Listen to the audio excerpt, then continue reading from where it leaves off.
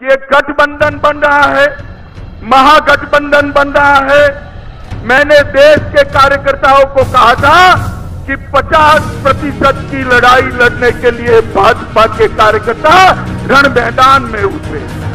और आज आपके अध्यक्ष के नाते मैं गौरव के साथ कह सकता हूं, ये कहानी राजनीति के चाणक्य कहे जाने वाले अमित शाह की है, जिनके कदम जहां जहां पर पड़े वो स्थान भगवा रंग से रंग उठा,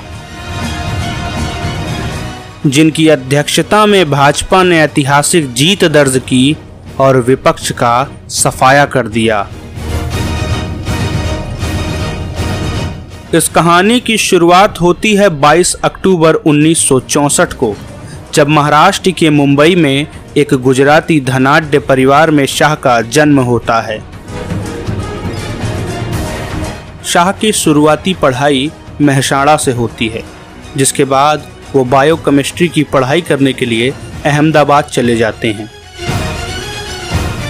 पढ़ाई पूरी होने के बाद शाह अपने पिता का बिजनेस संभालने में जुट जाते हैं। राजनीति में आने से पहले शाह प्लास्टिक की पाइप का पारिवारिक बिजनेस संभालते थे। वो बड़ी कम उम्र में ही राष्ट्रीय स्वयंसेवक संघ से जुड़ गए। 1983 में पार्टी की छात्र शाखा अखिल भारतीय विद्यार्थी परिषद से जुड़े और उसी दौरान राजनीति में आने का रुझान बना। अमित शाह ने अपने राजनीतिक जीवन की शुरुआत सन 1987 में भाजपा से जुड़ने से की। शाह को पहला राजनीतिक मौका 1991 में मिला, जब गांधीनगर संसदीय क्षेत्र से आडवाणी का चुनाव प्रचार की जिम्मेदारी शाह को मिली। दूसरा मौका 1996 में मिला, जब अटल बिहारी वाजपेयी ने गुजरात से चुनाव लड़ना तय किया। इस चुनाव में भी शाह को चुनाव प्रचार का जिम्मेदारी सौंपा गया। अमित शाह को पहली राजनीतिक सफलता 1997 में मिली, जब गुजरात के सरखेज विधानसभा सीट से उपचुनाव जीता और अपने राजनीतिक कैरियर की शुरुआत की। अमित शाह 2009 में गुजरात क्रिकेट एसोसिएशन के उपाध्यक्ष बने। 2014 में भाजपा की राष्ट्रीय अध्यक्षता छोड़ने के बाद वो गुजरात क्रिकेट एसोसिएशन के अध्यक्ष बने। वो 2003 से 2010 तक गुजरात की कैबिनेट में गृह मंत्री के रूप में कार्य भी किया। सरखेज विधानसभा से क्रमशः 4 बार शाह विधायक निर्वाचित हुए। शाह तब सुर्खियों में आए जब 2004 में अहमदाबाद के बाराही इलाके में कथित रूप से एक फर्जी मुठभेड़ में प्रणेश की हत्या हुई। गुजरात पुलिस ने दावा किया कि 2002 में गोधरा कांड के बाद हुए दंगे का बदला लेने के लिए ये लोग गुजरात के मुख्यमंत्री नरेंद्र मोदी की हत्या करने के लिए आए थे। इस मामले में गोपीनाथ पिल्लई ने अदालत में एक आवेदन देकर मामले में अमित शाह को भी आरोपी बनाया।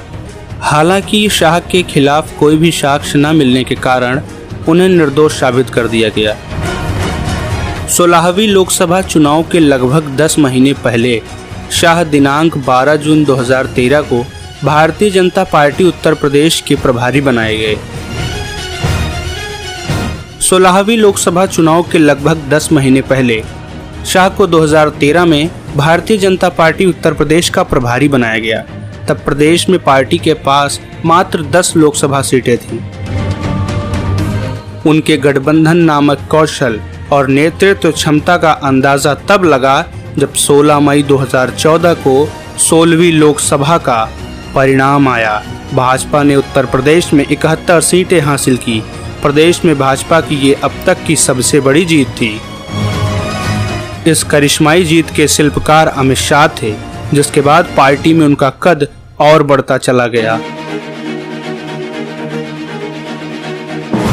2019 लोकसभा चुनाव में गांधीनगर से लोकसभा के सांसद चुने गए। इसके बाद पहले वो राज्यसभा सदस्य बने। मोदी सरकार के द्वितीय कार्यकाल में भारत के गृह मंत्री बने। उन्होंने ही जम्मू कश्मीर से धारा 370 को हटाने का बड़ा फैसला लिया।